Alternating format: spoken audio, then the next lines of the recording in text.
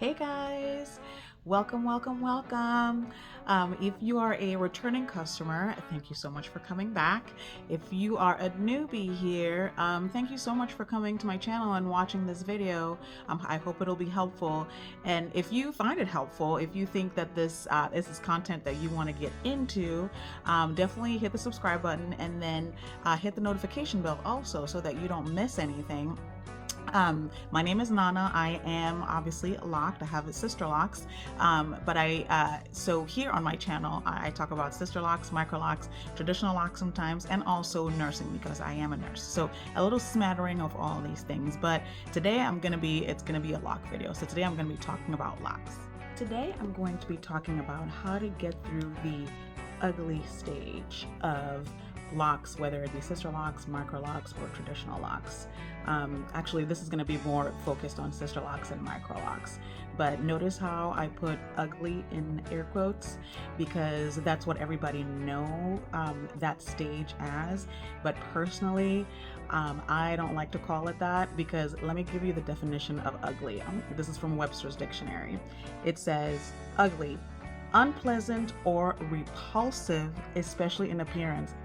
I will not be calling my hair that ever, especially not my natural hair that's growing out of my head. And locks are like one of the most natural ways, these days anyway, that Black women can wear their hair. So I refuse to call it ugly. So whenever I say ugly, just know that I'm putting it in air quotes. That's not what I see it as. I like to call it the less desirable stage because it's a part of the time during your lock journey where your hair just doesn't look the way you want it to be. You look like a plucked chicken. I get it. I went through that stage, but I never saw it as ugly. I just saw it as, well, this is just part of the journey. This is just part of the stage, and it's gonna get better, and it got better. So I like to call it the less desirable stage and not the ugly stage. So like I said, I'm going to be talking about how to get through this less desirable stage. And the first way that I can think of that people I've seen actually do a lot is to wear wigs. I have never been a wig person, never probably will be, especially now that my locks are fairly matured and I love them to death. But you can still wear wigs over your locks. That's one of the really nice things about Sisterlocks and Microlocks is that they're so versatile. You can do so many different things with them. I was actually in a wedding last year, and the bride wanted us to have a specific hairstyle, and the stylist just put my hair. She just like put my locks in cornrows and just clipped these hair pieces, and I'm gonna post a picture about that. I'm gonna post a picture up there somewhere and so you guys can see what it looked like, and my locks were underneath there, and it looked like I had a weave or a wig or whatever, and she just kind of put them in cornrows and then clipped the hair pieces to it. And I mean, she's a professional and amazing, but it looked literally like I never even had locks wear. And so that is definitely something that you can do if you feel like you cannot deal with how your locks are looking. And then the other thing that you can also do that I actually just discovered is that you can put your locks in box braids, and that can look completely natural too. I've never tried that, but I have seen some videos on YouTube where you can put a young lady put her Microlocks or Sisterlocks, either one, in box braids, and they look so good. I mean, they look so natural. So if you are also wondered if you could put your Sisterlocks or Microlocks in cornrows. I bet you could, but I bet you couldn't probably like add hair. I mean, there's probably a way to do it though, because stylists be having skills, and I think they could probably figure out a way to do that if you really want to. Probably would be a little bit harder than the usual other styles, but probably could be doable. But those are some ways that you can kind of like cover up the locks. I hate to even use that term because the locks should not be covered. It's your hair, it's your natural hair. and you should just let them be, and just let them be. Just let them flourish, you know, the way that they're going to. But until you feel comfortable, you can totally do those things: wigs, braids, cornrows, whatever it is that your stylist or your loctician, you should discuss this with your loctician also. Whatever it is that they think is a good idea, you can definitely try it. The second thing that you can do, that I did a lot of, is accessories. So I am a big earring person, and I'll show you guys some of my favorite earrings. So you can never go wrong with like a simple loop right here. So a loop right there. And you know, like a little bit of a fancier hoop right there. These earrings I loved to get me through that stage for some reason, like and I love like yellow gold also.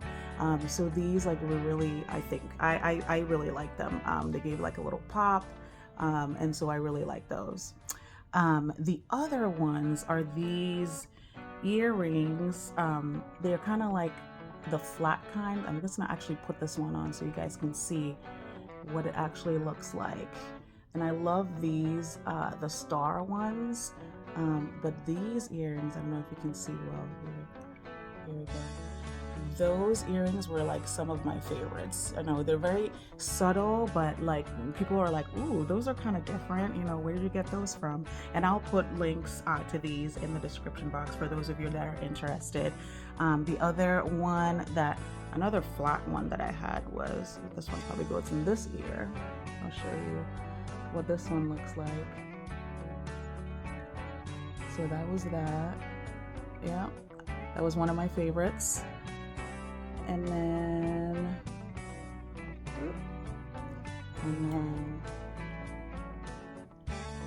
this one, I love these flat earrings.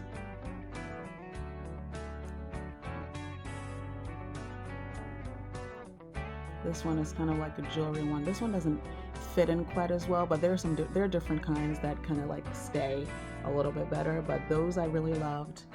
And then of course your regular stud earrings. I love stud earrings, so this one is one of my favorites right here. See that right here? And then I have them in like a few different colors. And then of course your regular, like kind of like costume jewelry. I love those. So earrings are big. I think that earrings can dress up any hair. So I'm a big earring person. The other thing that I used a lot was headbands. I'm going to show you guys the headbands that I got from Amazon, and I'll post a link on that too. But they came in like a set, so they all came together, and so many different like kinds right here. So many different, and I would wear them like with everything. And I'm a nurse, so you know, I'll wear my scrubs, and I'll pop one of these on in my hair. And a lot of times what I would do is when I first got my locks installed, they were about 6 inches. I had a little bit of length, but not a lot, but I had enough for like bangs. And so what I would do is I'll get the bangs out, and I'll put the headband like, you know, right where the headband is supposed to be, and then put the rest in a ponytail. And that used to be really cute. And if you don't have enough length for a ponytail, the other thing that I used to do a lot is that I would pin up. I would do like a half up. I would kind of like pin up the sides and give it like a little like style, and you know, pin up this side, pin up that side, and then leave the rest. Now just be careful, especially when you're in that baby stage, that when you are pinning it up, just make sure that your bobby pin doesn't go through the lock, it goes around the lock, so it doesn't damage your baby immature lock. So that's what I used to do a lot. I used to do lots of headbands, and then if you have some length, try to do like a little bang with a headband and a ponytail, or just a headband and leave the rest out. But just, you know, do the least manipulation, the less manipulation, the better. My loctician used to always say, just leave them alone, just leave them alone. You know, you don't want to mess with them, especially when they're immature and they have it locked. But you know, if you have to, definitely headbands, I highly recommend. Oh, I forgot to show you guys these headbands. These are like fabric headbands, like soft ones, and I used to use these a lot too. And I would just kind of like, you know, put them.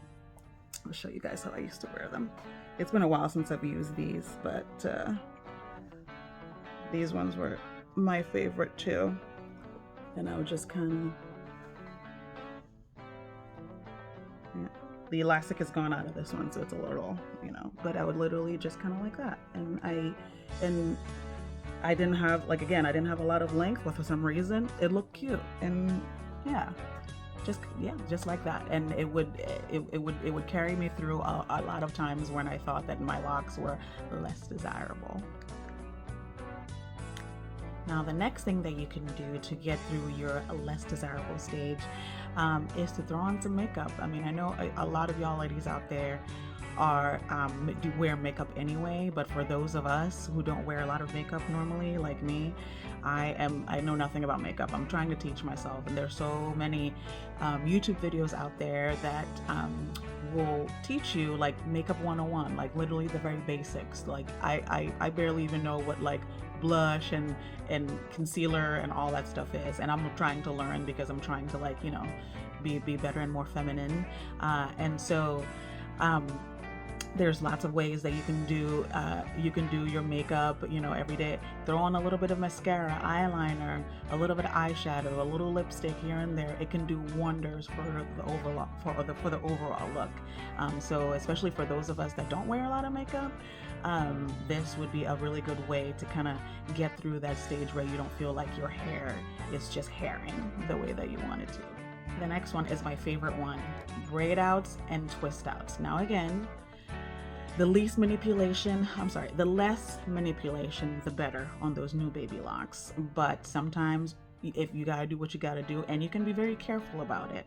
But I did a lot of braid outs. I can't remember ever doing twist outs. I used to do flat twist outs, but never actually like a full twist out. And I'm actually gonna do a video where I compare a braid out, curl pattern versus a twist out curl pattern, because each of one kind of looks different, and sometimes for us Black women that have, like, different textures of hair and different textures of locks, it could look different. I did see a YouTube video where the young lady with the locks, she did twist out versus braid out, and she had very thick locks, and I love the result on both of them on her hair. But I want to kind of do the same thing, but because I have much thinner and less full locks, I wonder how that would look like. So I think I'm going to do a video on that very soon. But braid outs and twist outs gives you a little curl, gives you a little volume, and then that paired with a little makeup and some cute earrings, you can get it through, sis. The less desirable stage, the ugly stage is not going to break you. But I'm definitely going to do that video on the braid outs and the twist outs, because that will definitely give your hair a little bit of body, and so it won't have so much of that plucked chicken look, look that people that have baby locks always talk about. You'll be able to kind of mask that a little bit better with braid outs and twist outs. The next and last thing is curls. Curls are big, and again, just like the braid outs and the twist outs, curls can really help to give your hair volume. And that's another video I'm gonna do. I'm gonna compare like pipe cleaner curls versus what are they called? The foam rollers, that's what it is. Pipe cleaner curls versus foam rollers, and to see how the curl looks like and how much volume it gives, especially on us with the thinner, finer hair texture. I'm going to do a video on that too very soon, just so we can compare and see what we like better. But curls are big, and there's like tons of ways that you can achieve curls. So again, the pipe cleaners is one, the foam rollers is one. I found one called lock loops while I was searching. Perm rods is another one, and then there's one called Wrap-A-Lock.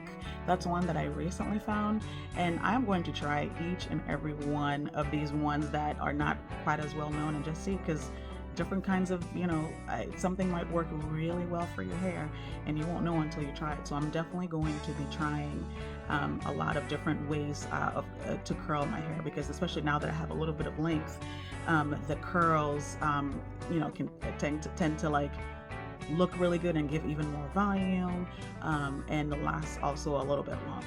And don't forget, whenever you curl your hair, just make sure that you dampen a little bit. And the same thing with with the braid outs and the twist outs, dampen a little bit. Water works really, really well, believe it or not. But the other thing you can use is a little bit of like curling mousse that gives a little bit more hold, and setting lotion. The one that I've used since I was a little kid is a Lotta Body, and I'll put a picture of that.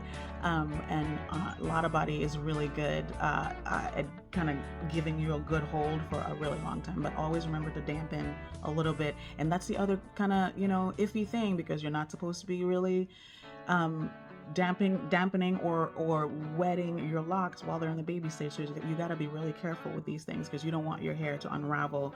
You don't want slippage, because your loctician will look at you with a side eye if you go back and you have all the slippage, and she's probably going to charge you more, and you don't really want that. But yeah, you just got to be really careful. You got to do what you got to do sometimes, but just be really careful.